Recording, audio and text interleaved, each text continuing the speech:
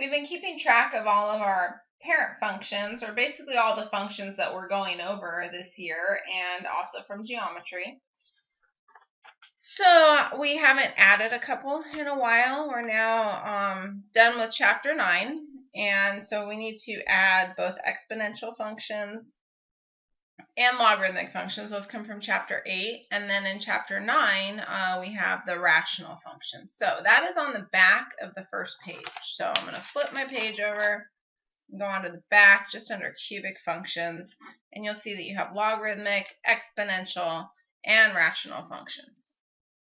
I'm going to start with exponential because logarithmic functions basically are inverses of exponential. I think exponential is something that you learned about in Algebra 1, so it's something you have a little bit more experience with. All right, so for an exponential function, the general form of an exponential function would be some dilation factor a times some base raised to an exponent.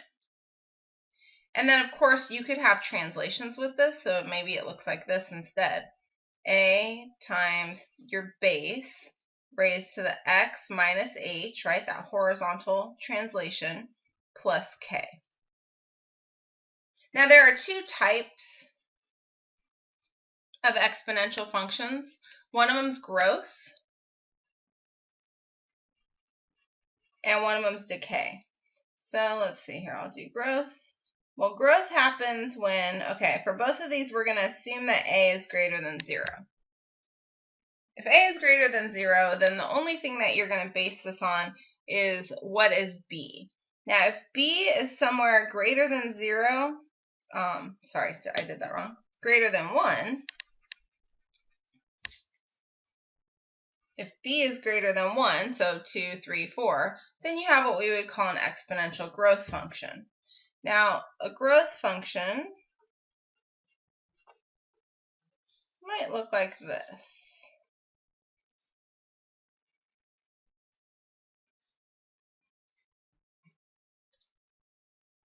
So let's just think about this. Let's pretend a is 1 for this situation. I'm going to use a being 1.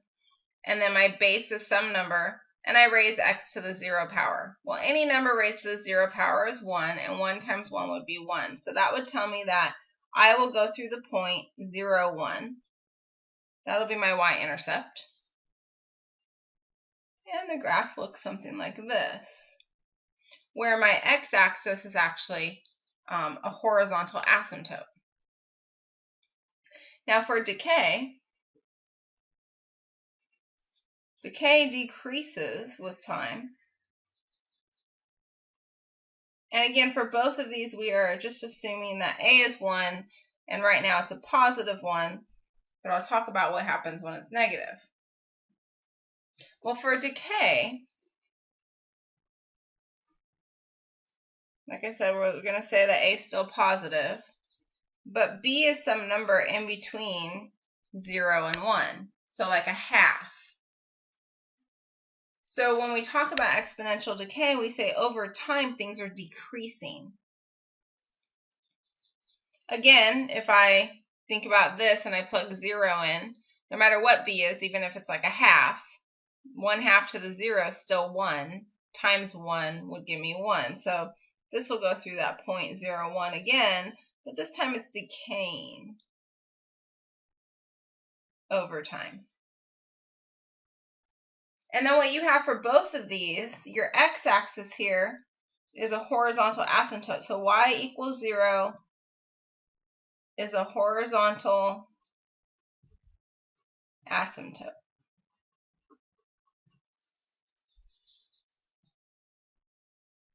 Now what happens if a is negative? So for both of these, in order to kind of define growth and decay, we say, well, a won't be negative. Well, what happens when it is negative? Well, you know this because we've done this with every other function we've ever talked about. So when a is negative, it gives you a reflection in the x-axis, right? So what this growth function would be, right? So if b is bigger than 1, let's say b is 5, but a is negative, now it's going to look like this. It's going to go down with time. Your horizontal asymptote is still going to be the x-axis. The only way the horizontal asymptote changes is whenever you have a vertical translation. So plus k. plus 2, let's say. It would shift up 2. Same thing here. I have a decay function, but what happens when A is negative and B is still some fraction between 0 and 1? Well, now it's going to actually go the other direction, right? So now it's going to become a growth, but your horizontal asymptote is still the x-axis. All right, so for any of these, so our next column is domain. For any of these, your domain is always all real numbers. Notice, either of these graphs, I can plug any x value in. For any of this, right, for any function with a times b to the x, I can plug any x value I want in, positive, negative, 0, right? So your domain is all real numbers. Your range is what has a restriction. So in these initial graphs that we've talked about, your range in both of these is going to be above the x-axis, right? So y has to be greater than 0. But that could change, because what happens when if a isn't greater than 0, a is negative? Well, now, like for example, this decay function would look something like this, right? It would be down here. And now we would say that y would be less than 0. So it really depends on a. It can depend on a. Okay, so that's exponential functions. Remember, we have the two different types, the growth and the decay. Now for both of these, I used a being 1, so we'll just call them y equals b to the x.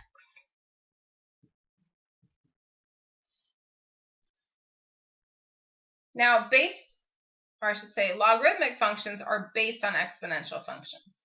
We know exponential functions, things grow really, really quickly. Things decline really, really quickly. Like here, let's say, for example, I had a caffeinated drink at lunch. Okay, and then, I don't know, maybe every 20 minutes, that caffeine cuts itself in half, right? So I started off with like a lot of caffeine, and it just keeps declining every 20 minutes by half as much caffeine as I originally took, or as I had the 20 minutes prior. Logarithmic functions are inverses of that. And when we talked about inverse functions or logarithmic functions at first, we actually did an exploration where we talked about inverse functions. So an inverse function is a function that is reflected across the line y equals x. So this is the line y equals x. Here's our exponential growth function. So then our logarithmic growth function is basically the reflection in this line y equals x. It's like the same rules, though. The growth is when your b is greater than 1. And decay was very similar. So we take the exponential decay function here, reflect it in this line y equals x, and so then we get this logarithmic decay function. The other thing about inverse functions is that when you reflect in this line y equals x, your x and y values switch. So for every coordinate, for example, this one, you originally had the point 0, 1, that point became 1, 0. So when I originally have a horizontal asymptote at the x-axis, now my asymptote gets switched. It's now on the y-axis. It's a vertical asymptote. Okay, so those are our logarithmic functions.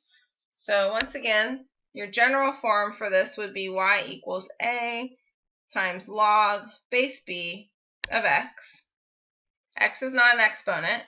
This is like a subscript. This is an input for that log. Or with any types of shifts that you'd want, any types of translations, you could write it log base b of x minus h plus k. So h is your horizontal shifts, k is your vertical shifts. All right. Same growth and decay. So growth will happen if a is greater than 0 and b is greater than 1.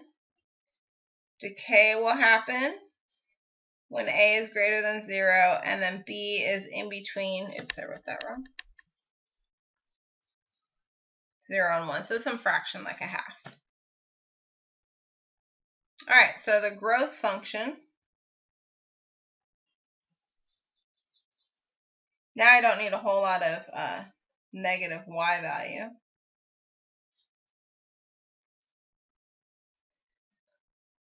The growth function looks something like this,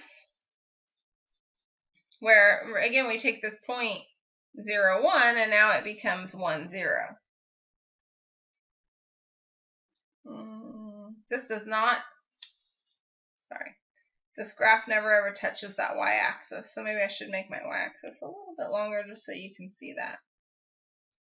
Okay, it never ever touches. So my y-axis is now my asymptote. And the decay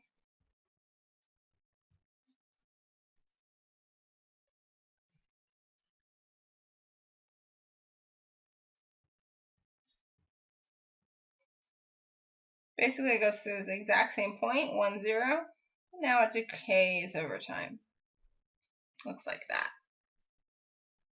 So here we have x equals 0 is a vertical asymptote.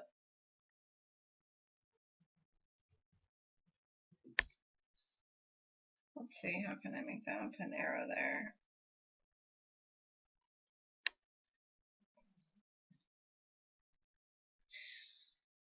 Okay, so the other part of this is, well, what happens when a becomes negative? Well, when a becomes negative, you have those exact same rules. So this is going to reflect in the x-axis. So this piece will come up here, this piece will come down there, and now it's going to become a decay. And vice versa with this, if you reflect this, so if a is negative and you reflect this in the x-axis, this piece comes down here, this piece comes down there, or comes up there, it now looks like the growth function. So you really have to be careful. Let's see, I'm going to put a little squiggly line here to divide up the growth and decay. We're going to just go with a being 1, so we'll just say this is y equals log base b of x, and same with this, y equals log base b of x. No shifts. So now let's talk about domain. Can x be anything? Or are there restrictions? Well, now you have a vertical asymptote, which says that x cannot go over this asymptote. It can't be on this asymptote, and it can't touch it, it can't go over it, nothing. Right? So now you have, instead of a range restriction like we did on the exponential functions, remember how inputs and outputs switch, or x's and y switch? Well, so does domain and range, because those are basically inputs and outputs. So now your domain is going to be, well, x has to be greater than 0. Again, this is going to, actually this will depend on reflections over the y-axis. We're not going to talk about this year, but the way that you reflect over, we've talked about it a little bit. The way that you reflect over the y-axis is you basically make your input negative, right? So you'd have a negative x. You'd have something negating x. Okay, so this will really depend.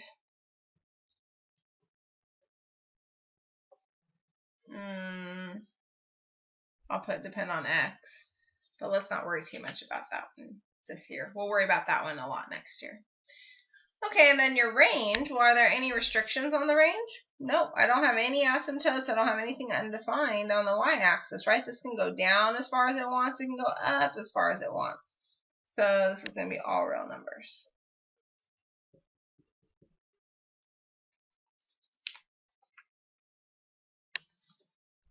Another thing we're going to worry more about next year is rational functions. We don't go too far into them this year, but it's important to expose you to them for so many reasons, but we'll get more into that next year. So we have two simple types, okay? So this year we're just doing the simple rational functions. And there are two types. The first type is when you have a constant over a linear. So some number, so for example, y equals 1 over x. Could be 5 over x. Now this can have transformations with it. So this could also look like, let's see, where can I put it? Y equals 1 over x minus h plus k.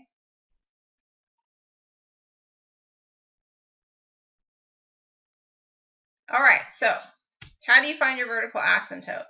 Well, for both ways to find your vertical asymptote, you basically set your denominator equal to 0. Let's see, I should probably just go ahead and give you the other one too. I'm going to do that here. So the second type is linear over linear. So this might look like y equals ax plus b over cx plus d. Okay, so to find your vertical asymptote for both of these, how can I write this? Let's see. Vertical asymptote, basically to find that, you set denominator equal to 0. So I'm going to write here both 1 and 2. Okay, that's going to give you your vertical asymptote. Now your horizontal asymptotes come from different ways for each of these, okay? So your horizontal asymptote for this one, well, that's basically going to be your k, right? It's your vertical shift. Y equals k. And here on this one, your horizontal asymptote is going to be y equals, so because it's a linear function over a linear function, you take the slopes. You take the a and the c, the coefficients of x, those are your slopes. You take those and you create a ratio out of them. So your horizontal asymptote will always be a over c. And we have so much more to learn about these, but we're not going to bombard you with this year. Okay, so you're always going to have a horizontal and a vertical asymptote with either one of these two forms. There are other forms, and we'll talk more about that next year. So basically what you have here for your parent graph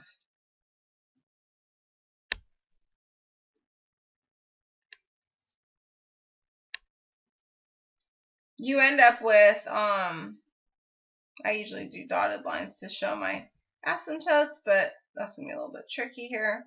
You end up with a horizontal and a vertical asymptote. Okay, so the x, so your horizontal asymptote is usually your x-axis, and then your, I shouldn't write it like that. I should write it, horizontal asymptote at this point on your parent graph is going to be y equals 0, and your vertical asymptote at this point is going to be x equals 0.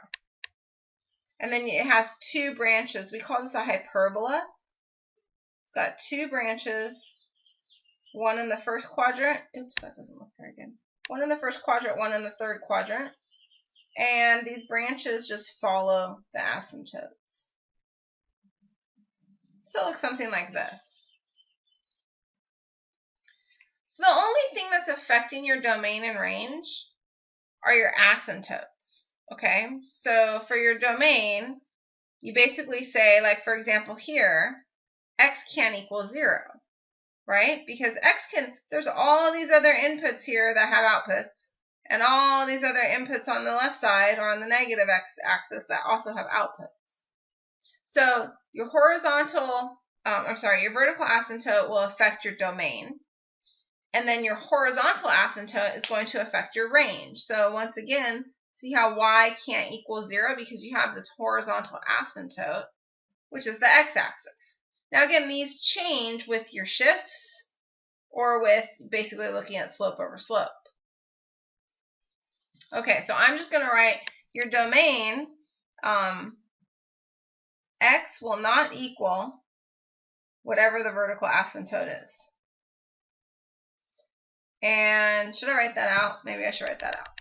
So that way you guys know what I'm talking about.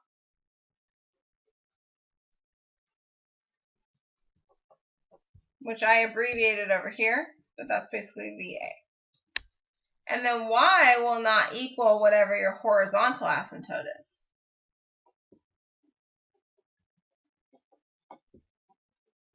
But it can be everything else, or it will be everything else. Now, rational functions, so next year we'll do some crazy rational functions.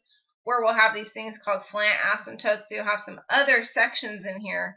But it still is all based on asymptotes. And your domain and range is basically, it's all possible real numbers except for those asymptotes. Even if it's a slant asymptote, you'll still have values of x and y. Okay, done for today.